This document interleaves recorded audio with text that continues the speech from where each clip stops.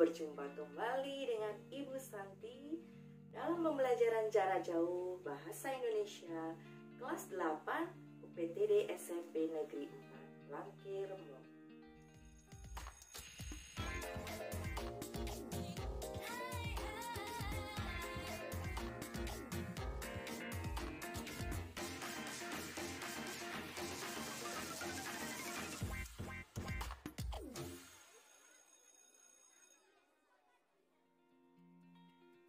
Bagaimana kabar kalian semua? Semoga tetap dalam keadaan sehat dan baik-baik saja. Ingat, kalian harus tetap mematuhi dan menjalankan protokol kesehatan. Hari ini, kita masih akan membahas materi tentang teks persuasi atau teks persuasif. Adapun kompetensi dasar dan tujuan pembelajarannya sebagai berikut ini.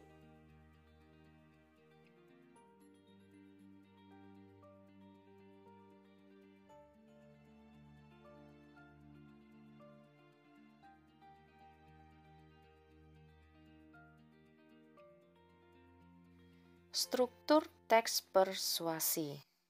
Struktur teks persuasi terdiri atas 4 struktur. Struktur yang pertama yaitu pengenalan isu. Struktur yang kedua yaitu rangkaian argumen, di mana di dalam rangkaian argumen itu terdapat pendapat dan fakta. Struktur yang ketiga yaitu pernyataan ajakan. Sedangkan struktur yang keempat yaitu penegasan kembali. Sekarang kita akan berlatih untuk menemukan struktur teks persuasi. Perhatikanlah teks persuasi di bawah ini.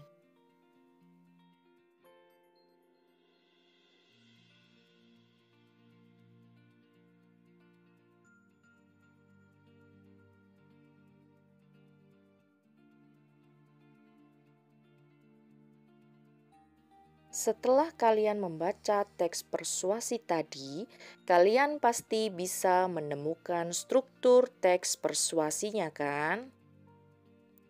Nah, kita perhatikan pada paragraf pertama.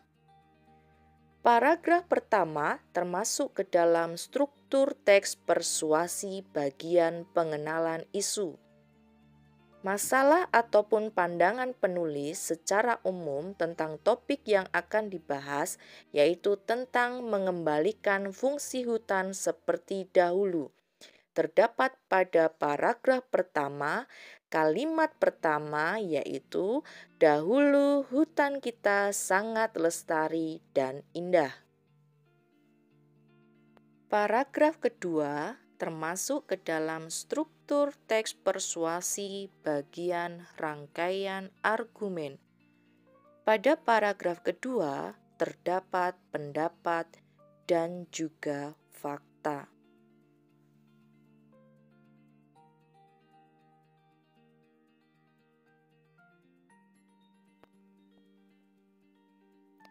Paragraf ketiga termasuk ke dalam struktur teks persuasi bagian pernyataan ajakan. Terdapat pada paragraf ketiga kalimat keempat. Marilah kita bersahabat kembali dengan hutan demi keberlangsungan hidup kita dan anak cucu kita kelak. Paragraf keempat termasuk ke dalam struktur teks persuasi bagian penegasan kembali. Lihat di paragraf keempat kalimat pertama. Dengan demikian, kita berupaya untuk mengembalikan fungsi hutan seperti dahulu. Di paragraf kedua ditegaskan kembali ajakannya, yaitu kita harus menjaga tumbuhan dan binatang yang hidup di hutan. Selanjutnya, kita akan membahas tentang kaidah kebahasaan teks persuasi. Adapun kaidah kebahasaan teks persuasi adalah sebagai berikut.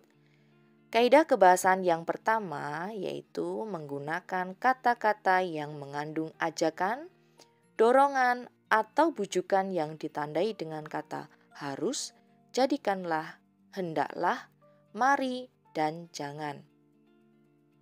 Kaidah kebahasaan yang kedua yaitu menggunakan pendapat dan fakta.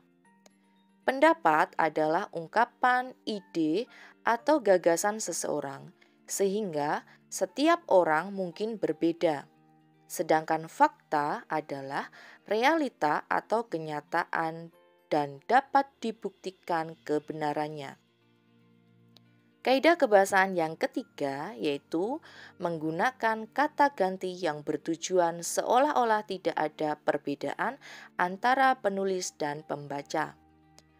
Kaidah kebahasaan yang keempat yaitu menggunakan kata-kata penghubung argumen seperti jika, sebab, karena, dengan demikian, akibat, dan oleh karena itu. Kaidah kebahasaan yang kelima yaitu menggunakan kata teknis atau peristilahan yang berkenaan dengan topik yang dibahas. Kaidah kebahasaan yang keenam yaitu menggunakan kata kerja mental seperti diharapkan, memperhatikan, memperkirakan, mengagumkan, menduga, berpendapat, berasumsi, atau menyampaikan. Dan kaidah kebahasaan yang ketujuh yaitu menggunakan kata perujukan seperti berdasarkan data, merujuk pada pendapat. Nah, sekarang perhatikan kembali teks yang sudah Ibu sajikan di materi awal. Kita akan berlatih menemukan kaidah kebahasaan yang terdapat dalam teks tersebut. Di paragraf pertama, terdapat penggunaan kaidah kebahasaan, penggunaan kata ganti. Perhatikan pada kalimat, dahulu hutan kita sangat lestari dan indah. Kata ganti yang digunakan yaitu kata kita.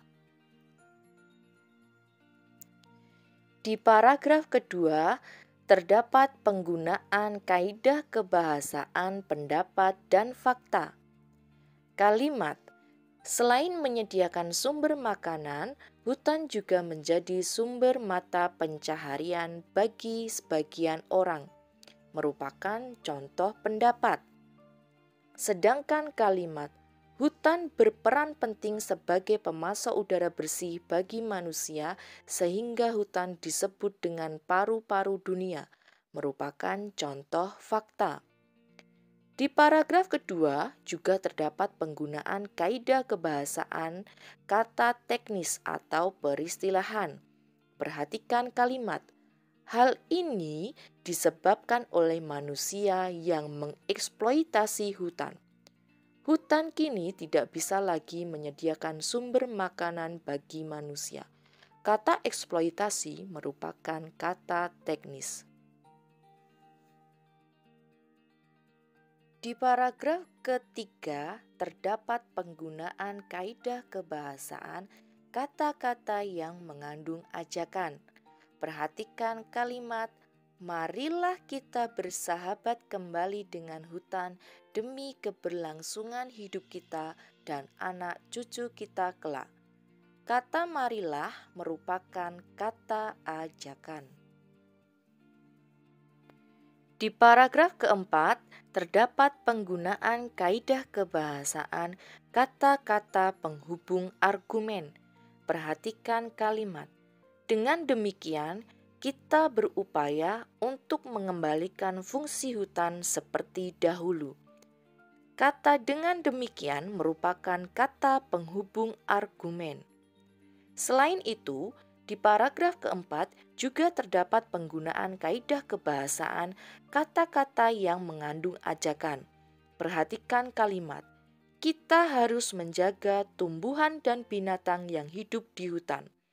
Kata harus merupakan kata ajakan.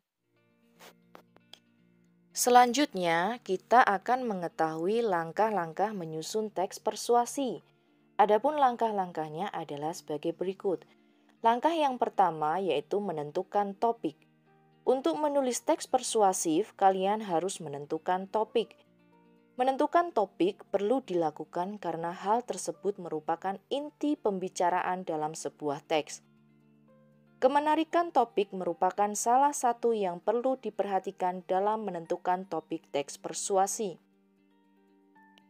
Banyak topik yang bisa dibahas dalam teks persuasi seperti masalah pendidikan, lingkungan, kesehatan, politik, dan kebiasaan sehari-hari. Langkah yang kedua yaitu menentukan tujuan. Setiap teks pasti memiliki tujuan, begitupun dengan teks persuasi.